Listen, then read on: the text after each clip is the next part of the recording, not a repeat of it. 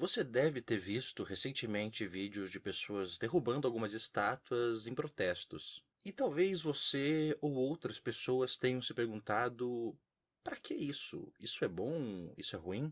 Eu vou trazer a resposta para todas essas perguntas e te dizer o que significa e por que é bom ou ruim derrubar estátuas aqui nesse vídeo. Meu nome é Guilherme do Bridgetop, eu sou professor e mestre em História e esse daqui é o História Fora de Foco. Antes de começar nosso vídeo, lembre sempre só de seguir eu e o canal nas nossas redes sociais para sempre ficar por dentro do que está acontecendo quando saem vídeos novos e também para me ver falando besteira fora do YouTube também. Mas indo aqui para o nosso vídeo, primeiro de tudo eu tenho que te perguntar o que é uma estátua? Ela é um patrimônio, simples. Ela pertence à União, ela pertence ao Estado e ela pertence ao povo, eu e você e todos nós.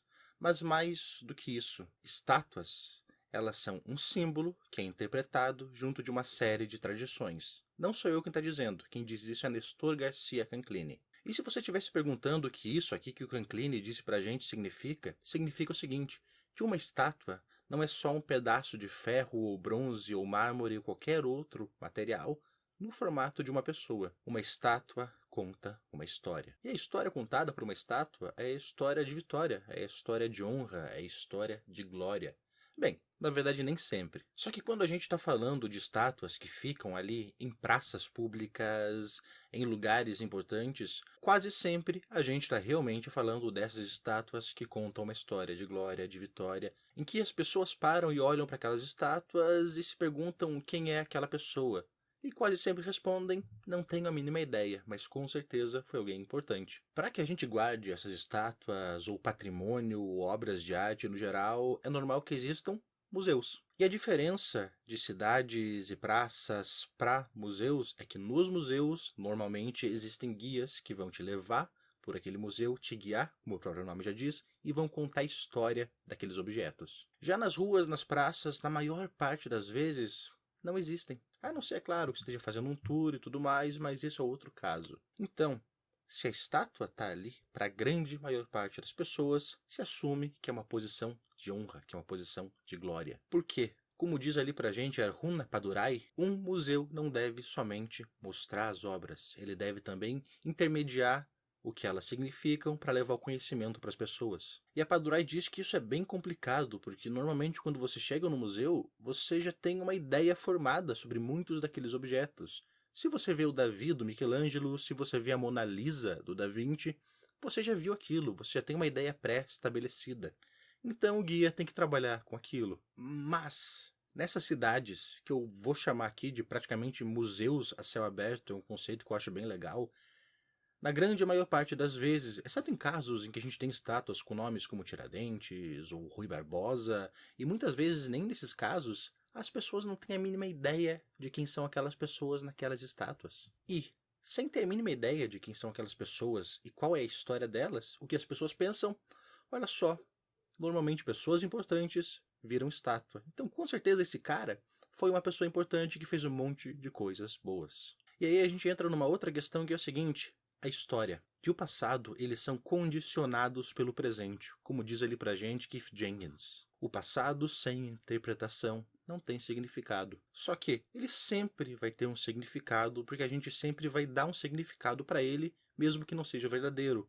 Como é o exemplo dessa questão das estátuas. E para fazer a ponte aqui entre o que é patrimônio e o que é as estátuas, para falar sobre a importância de se derrubar uma estátua e o que isso significa no momento em que a gente está interpretando o passado, eu vou deixar que uma outra pessoa fale aqui por mim, um outro barbudo de quem eu gosto muito e eu acho que pode falar muito sobre isso, o querido roxinol das letras, o senhor Alan Moore. O prédio é um símbolo, assim como o ato de destruí-lo. O povo dá poder aos símbolos. Sozinho, um símbolo não tem significado, mas com bastante gente, explodir um prédio pode mudar o mundo. Portanto, quando uma estátua de um traficante de escravos, como aconteceu lá na Inglaterra, é derrubada, o significado daquela estátua é mudado pelo povo. Porque a sociedade muda, nossas visões sobre o passado mudam. E também a nossa visão sobre os nossos símbolos. A bandeira nacional, a bandeira do Brasil, não significa para todos a mesma coisa hoje que significava há 10 anos atrás, ou 30 anos atrás, ou 50 anos atrás. Nossa visão muda o tempo todo. Só que aí talvez você me pergunte, depois que eu tô falando sobre isso e falando que derrubar estátuas não só muitas vezes é certo, como é importante. Talvez você me pergunte, então todas as estátuas das pessoas que cometeram atrocidades devem ser derrubadas? A gente deve apagar isso da nossa história? Não, muito pelo contrário. Para te contar isso, eu quero te contar uma outra história que aconteceu aqui bem próximo de mim, em Curitiba, na minha alma mater, a Universidade Federal do Paraná. No ano de 2014, alguns estudantes derrubaram uma outra estátua, derrubaram um busto que ficava ali no prédio da reitoria da UFPR, de um ex-reitor chamado Flávio Suplicy de Lacerda. Depois pegaram aquele busto e o arrastaram pela Rua 15 de Novembro, uma das principais ruas do centro de Curitiba. Não foi a primeira vez que isso foi feito com aquele busto. Isso já tinha sido feito no ano de 1968 por outros estudantes. Quando a gente fala de 68, a gente está falando do ano de ditadura militar, ano do AI-5, o Ato Institucional número 5, um dos mais duros aqui desse período. Então, lá em 2014, o ato de derrubar esse busto passa a ter um significado muito maior, porque é uma retomada de algo que já foi feito anteriormente. Mas talvez você me pergunte, mas por que esse busto, sendo que tem tantos outros nas universidades? Pelo seguinte, Suplicy de Lacerda, ele foi um reitor biônico. Durante esse período aqui em que a gente vai ter a ditadura civil-militar de 64, a gente vai ter a figura dos reitores, governadores, em grandes cidades, prefeitos biônicos, que basicamente significa que o presidente nomeava essas pessoas para as instituições para garantir que ele teria mais controle sobre esses lugares e também para garantir o apoio dessas pessoas, assim fazendo a censura e assim impondo uma série de vontades que o presidente tinha. Suplicy de Lacerda vai ter um longo histórico de coisas que ele tentou fazer ou fez dentro da universidade. Eu não vou entrar em várias aqui, porque senão ficaria um vídeo muito longo e quem sabe eu não faço um vídeo só sobre isso. Mas uma delas que se destaca é a seguinte: esse reitor ele chegou a tentar cobrar mensalidade dos alunos da Universidade Federal do Paraná. Para você ver mais sobre o Suplicy de Lacerda, vou deixar um artigo aqui embaixo que fala sobre tudo isso. Então, quando a gente tira um busto desses do lugar, a gente está tirando ele de um lugar de honra, onde ele sempre ficou, porque as pessoas que fazem isso fazem com a ideia de que ele não merece uma posição de honra, porque ele não fez coisas boas para merecer ficar ali. E aí você me pergunta o que foi feito com esse busto. Ele ficou com os estudantes durante um tempo, que depois o devolveram para que ele fosse colocado no mesmo lugar. Só que agora ele traria as informações de quem foi esse reitor, do que ele fez de bom e de ruim, e faria parte de um circuito ali em Curitiba chamado Museu do Percurso, em que se juntaria a outras estátuas em outros lugares do centro de Curitiba e da universidade, falando sobre a história desse período, que foi a ditadura civil-militar, e muitas pessoas envolvidas nele, pro bom e pro ruim. Esse busto, então, ele foi ressignificado. O significado dele mudou.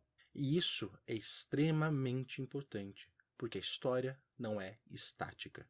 A história, ela não é o passado. A história é a interpretação do passado. E essa interpretação, ela muda, porque nós mudamos, a sociedade muda, e tudo ao nosso redor muda.